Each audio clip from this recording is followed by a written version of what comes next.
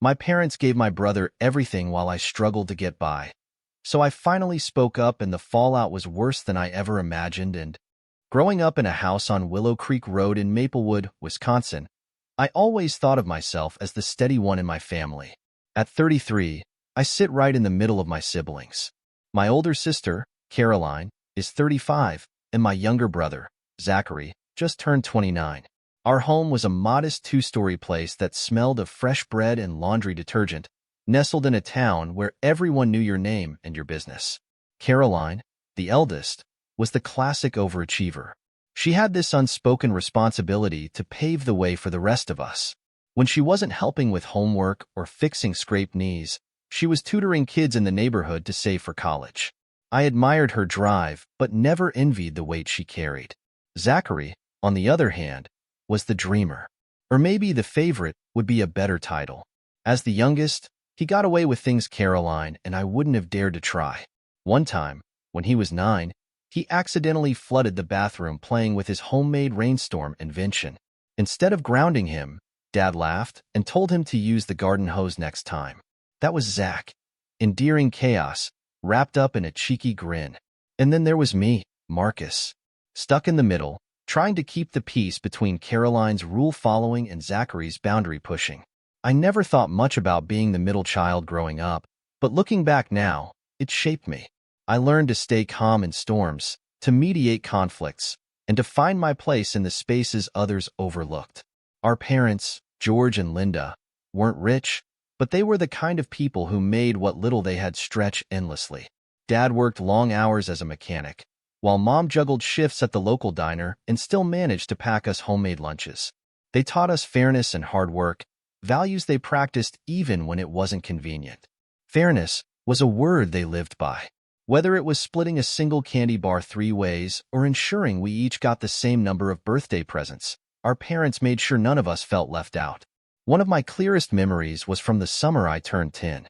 Dad decided it was time I learned how to ride a bike without training wheels. Caroline, already an expert, teased me relentlessly as Dad helped me balance on our cracked driveway. "Don't let go," I shouted, wobbling dangerously close to the rose bushes. "I've got you," Dad said, his voice steady. "But you'll never learn if you don't trust yourself." That's what Dad was like, steady and patient. He wasn't the kind of man to hand out compliments, but when he did, you knew he meant it. As kids, we spent most of our summers making the most of our small backyard. Caroline and I would build forts out of sheets and chairs, only for Zachary, the perpetual mischief maker, to tear them down in the name of fun.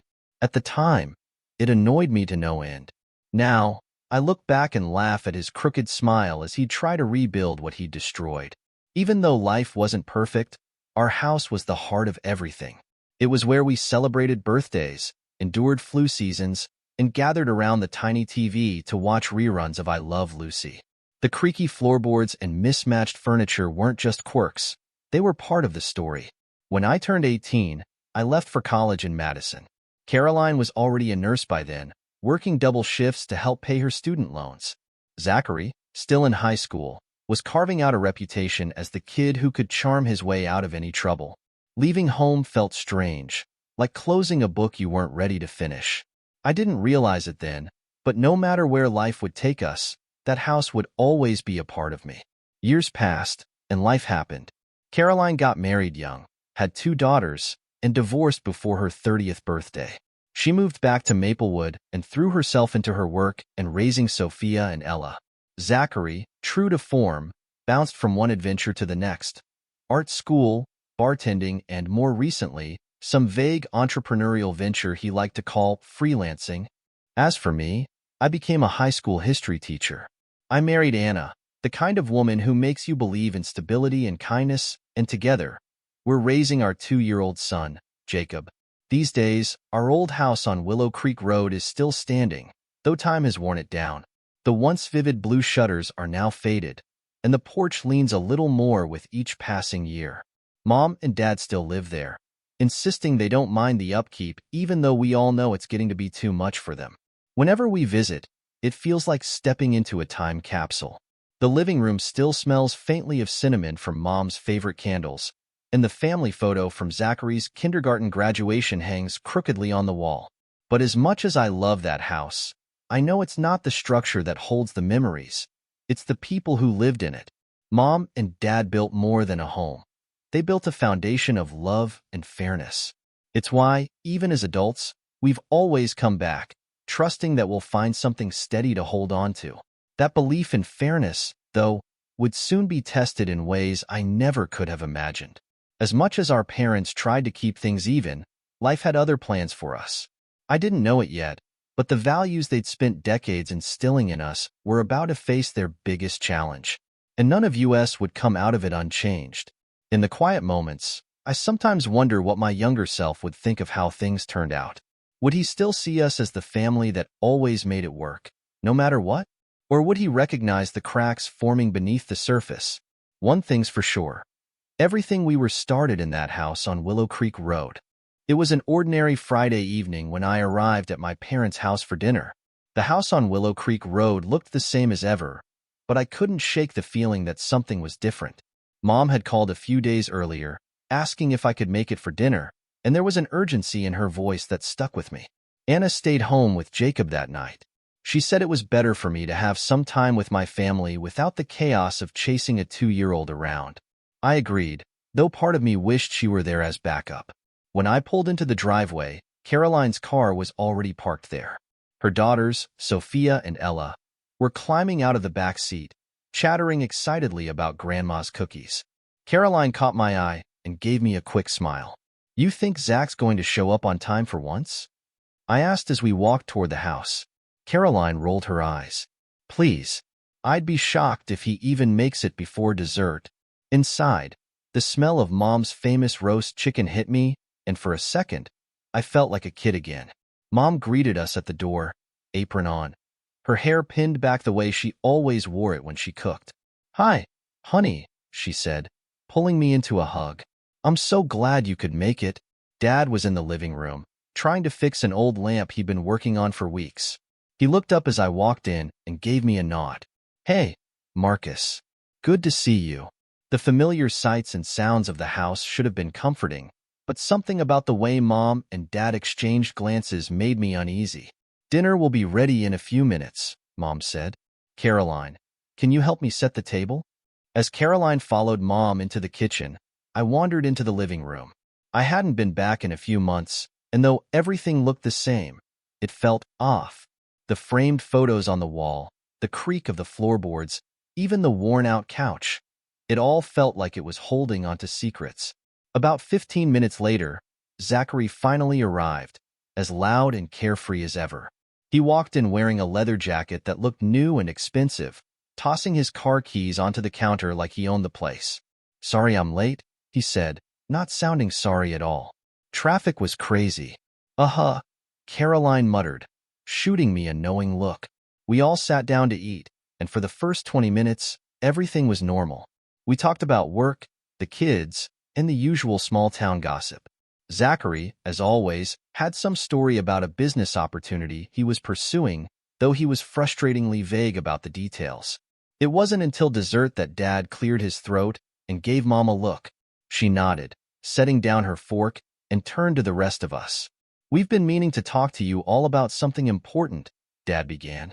I froze mid-bite, already bracing myself. Caroline sat up straighter, her brow furrowed. Even Zachary paused, glancing up from his phone. "We've decided to sell the house," Mom said. Her voice was calm, but I could hear the weight behind her words. The room went silent. "What?" Caroline said after a moment, her tone sharper than I think she intended. "We've been talking about it for a while now," Dad said. "The house is just too much for us these days. Your mom and I don't need all this space anymore." "But this house it's everything," Caroline said, her voice wavering. "It's where we grew up, where you raised us." Mom reached across the table, placing a hand on Caroline's. "We know, sweetheart. This house means a lot to us too. But it's time. We've already spoken to a realtor, and they think we can get a good price for it." I felt a knot forming in my chest. This house wasn't just a building. It was the backdrop to our entire childhood. It was where Caroline and I built blanket forts, where Zachary and I played catch until the sun went down, where Dad taught me how to fix a leaky sink. Zachary, of course, barely reacted. He just shrugged and said, "Makes sense. You guys deserve to downsize." Caroline shot him a glare. "That's all you have to say?" "What do you want me to say, Caroline?" he replied. "It's their house. They can do what they want." Mom quickly jumped in, trying to diffuse the tension. "We're planning to split the money evenly between the three of you. That way, you'll each have something to help with whatever you need. Paying off debt, saving for the future, whatever." Her words brought a flicker of relief, but it didn't last long. Caroline's face softened slightly, and she nodded. "Thank you," she said, though her tone was still tinged with sadness. I forced a smile and said, "It's generous of you. I know this can't be an easy decision." "It's not," Dad admitted. "This house is filled with so many memories. But we want to make sure we're doing what's best for everyone." The rest of the night was a blur. We finished dessert, and the conversation turned nostalgic. We laughed about the time Caroline burned a batch of cookies so badly that the fire alarm went off, and Zachary shared a story about his first black eye, a skateboarding stunt gone wrong. But even as we reminisced, the weight of the announcement hung in the air. The house, the one constant in our lives, was about to become someone else's. As we said our goodbyes, I couldn't help but notice how tired Mom and Dad looked. This decision was clearly taking a toll on them. But what I didn't realize at the time was how much it would take a toll on the rest of us too. In the car ride home, I couldn't stop thinking about what Mom and Dad had said. Splitting the money evenly made sense, but something about the whole situation didn't sit right with me. I chalked it up to nostalgia, to the inevitable sadness of letting go of the past. But looking back now, I realize it was more than that. Something deeper was shifting, something I couldn't quite put into words. The house may have been the foundation of our family, but what happens when the foundation starts to crack? It had been a couple of weeks since Mom and Dad announced they were selling the house, and I thought I had come to terms with it. At least, that's what I told myself. Life kept me busy, work, chasing Jacob around the house, trying to be a decent husband to Anna, and I didn't have much time to dwell on it. Caroline and I had spoken a few times since that dinner. She was trying to figure out how to stretch her share of the money to cover some mounting debt, while still putting a little away for her daughter's futures. Caroline was nothing if not practical. She'd already started making spreadsheets and talking to financial advisors. Zachary, on the other hand, was his usual elusive self. He hadn't mentioned the house sale at all since that night, which wasn't surprising. He wasn't one to dwell on family matters unless they directly benefited him. One Friday evening, after Jacob had finally fallen asleep, I sat on the couch scrolling through my phone. Anna was in the kitchen cleaning up after dinner, and the house was blissfully quiet for the first time all day. As I scrolled past pictures of high school acquaintances' vacations and endless memes, I froze. There it was. A photo of Zachary, standing in front of a sleek, modern high-rise building in downtown Milwaukee. He was grinning, his arm extended in a classic selfie pose. The caption read, "New beginnings. Couldn't have done it without family support." I stared at the photo for a long moment, trying to process what I was seeing.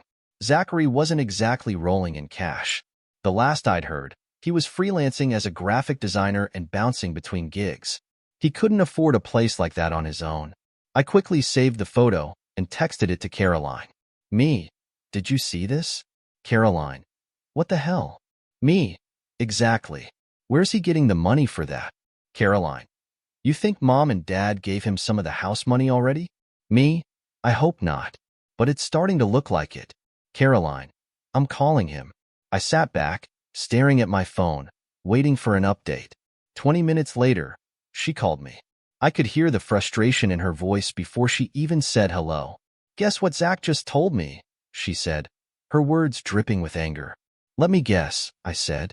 "Mom and Dad gave him the money for the condo." "Bingo," she snapped. "Apparently, they gave him a head start." That's what he called it. A head start. And you know what he had the nerve to say?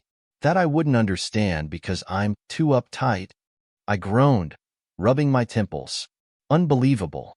Did he even think about how this would affect us? "Of course not," Caroline said. "He never thinks about anyone but himself. And what's worse is Mom and Dad clearly didn't think this through either. How could they promise us fairness and then turn around and do this? I didn't have an answer for her. It was the same question that was swirling in my own mind. The next day, I called Mom. I tried to keep my tone casual, but I couldn't help the edge in my voice. "Hey, Mom, how's everything going with the house sale?" She hesitated. "It's moving along. These things take time, you know." "Right," I said. "And did you already give Zach some of the money? For his new place?" There was a long pause. Too long. "Marcus," she began, her voice soft, "we thought it was the right thing to do. Zachary needed help getting back on his feet. You and Caroline are doing okay, but Zach's been struggling for a while now. We didn't think you'd mind." I felt a knot of frustration tighten in my chest. "You didn't think we'd mind?" "Mom, you and Dad sat us down and told us the money would be split evenly. That was the whole point. How is this fair?" "I know it looks bad," she said, her voice trembling. "But your father and I thought we were doing what was best for the family. Did you even think about how Caroline might feel?" I asked. "She's been struggling too. She's working herself to death to keep her girls fed and clothed. And you didn't think to offer her any extra help?" "It's not that simple," Mom said. "Zachary needed a fresh start." I didn't know what else to say. I mumbled something about needing to go and hung up before I could say something I'd regret. That evening, Caroline and I met up for coffee at a quiet cafe on the edge of town. She looked exhausted, her hair pulled back in a messy bun, dark circles under her eyes. "So, what did Mom say?" she asked as soon as I sat down. I told her everything. By the time I finished, her face was a mix of disbelief and anger. "I can't believe this," she said, shaking her head. "They're always bailing him out. He's 29 years old, Marcus. When is he going to take responsibility for his own life?" "I don't know," I admitted. "And honestly, I don't think Mom and Dad see it the same way we do. They think they're helping him, but all they're doing is enabling him." Caroline took a deep breath, trying to calm herself. "We need to talk to them. Together. They need to understand how much this has hurt us." I nodded. She was right. Mom and Dad had always emphasized fairness, but this wasn't fair. Not even close. That night, as I drove home, I couldn't shake the feeling of betrayal. The house wasn't just a place. It was a promise, a symbol of everything our parents had taught us about family and fairness. And now, that promise felt broken. I didn't know how we were going to fix this, but one thing was clear. Things would never be the same again. The day of the next family dinner arrived, and the tension was already brewing before I even walked through the door. Caroline and I had agreed ahead of time to confront Mom and Dad about what they'd done. She wasn't one to mince words, and honestly, I didn't blame her. When I pulled into the driveway, Caroline was already there, leaning against her car. Her arms were crossed, and her expression was as tight as I'd ever seen it. "Ready for this?" I asked, stepping out of my car. She shook her head. "Not really. But it's not like we have a choice." We walked into the house together, greeted by the usual smells of Mom's over-the-top cooking. The dining table was set with her best dishes, and the scent of freshly baked rolls filled the air. Mom greeted us warmly, though I could tell she was nervous. Dad was in the living room watching the news, pretending like everything was fine. Zachary, as expected, wasn't there yet.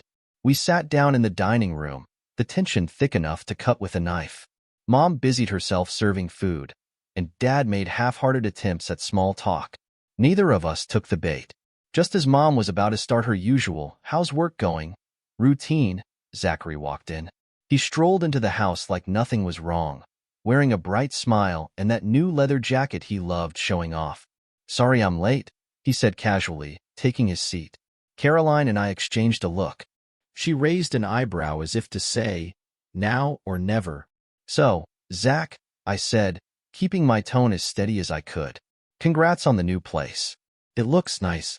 Zachary grinned, completely missing the edge in my voice. "Thanks, man. It's a great spot. Finally got my own place downtown." "How'd you manage that?" Caroline asked, her tone sharper than mine. He shrugged. "Mom and Dad helped me out with the down payment." "Pretty generous, huh?" I felt Caroline tense beside me. Her fists clenched, and I could tell she was doing everything in her power to keep from snapping. "What do you mean, they helped you out?" she asked, her voice trembling. Zachary blinked. as if the question caught him off guard. They gave me some of the house money, to get me started. The room went silent. I glanced at Mom and Dad, who were both avoiding eye contact. Caroline's voice broke the quiet, sharp and angry. "Are you kidding me?" she said, her face turning red.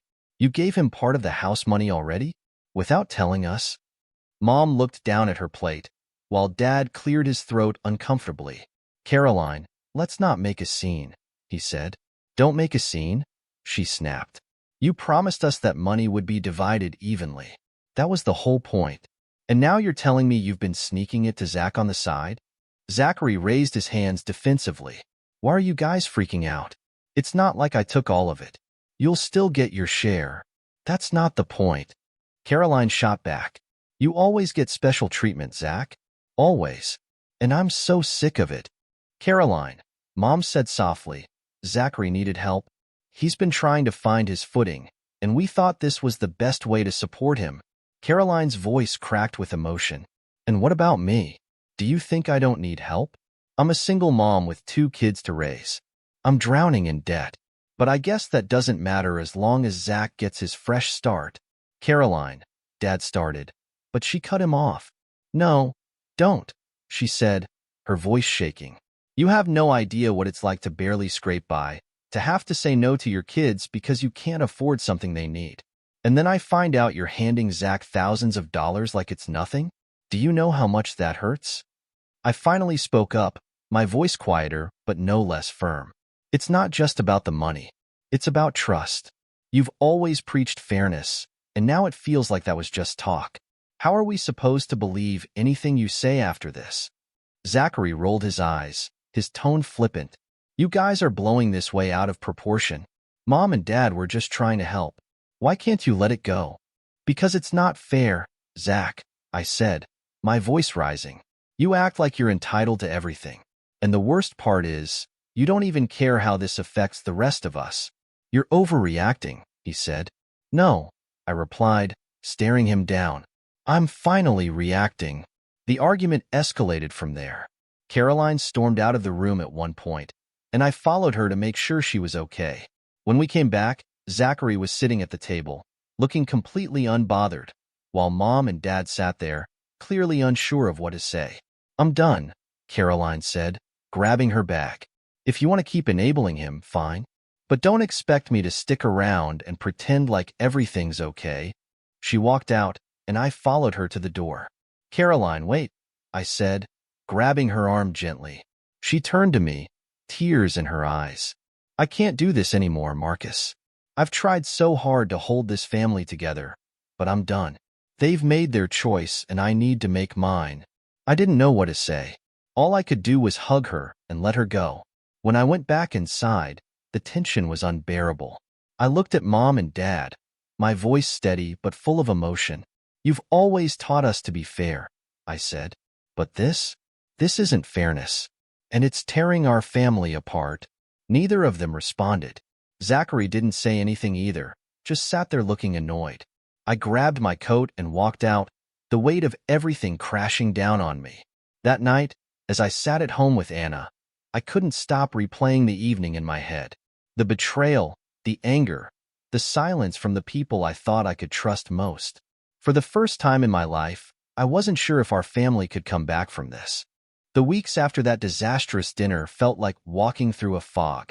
Caroline and I barely spoke to our parents, and she completely cut Zachary out of her life. I tried to stay neutral, but it felt impossible. Every time I thought about the house or the money, I felt a mix of anger, betrayal, and sadness. Caroline, true to her word, stopped answering Mom and Dad's calls. She told me during one of our rare conversations that she'd unfollowed Zachary on social media and blocked his number. "I don't have the energy for him anymore," she said firmly. "And honestly, I don't think Mom and Dad really understand how much they hurt us. They probably never will." I didn't know what to say. Part of me admired her resolve, but another part of me felt stuck.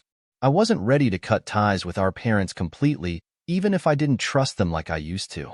Meanwhile, Zachary was living in a world of his own. He kept posting pictures of his new condo, his new furniture, and even a new car. Each post felt like a slap in the face. One day, While scrolling through Instagram, I saw a picture of him leaning against his car, a shiny black sedan that looked brand new. The caption read, "Dreams do come true. Blessed. Thanks, Mom and Dad." I felt a surge of anger so strong it nearly made me dizzy. I wanted to call him, to yell at him, to make him understand how selfish and thoughtless he was being.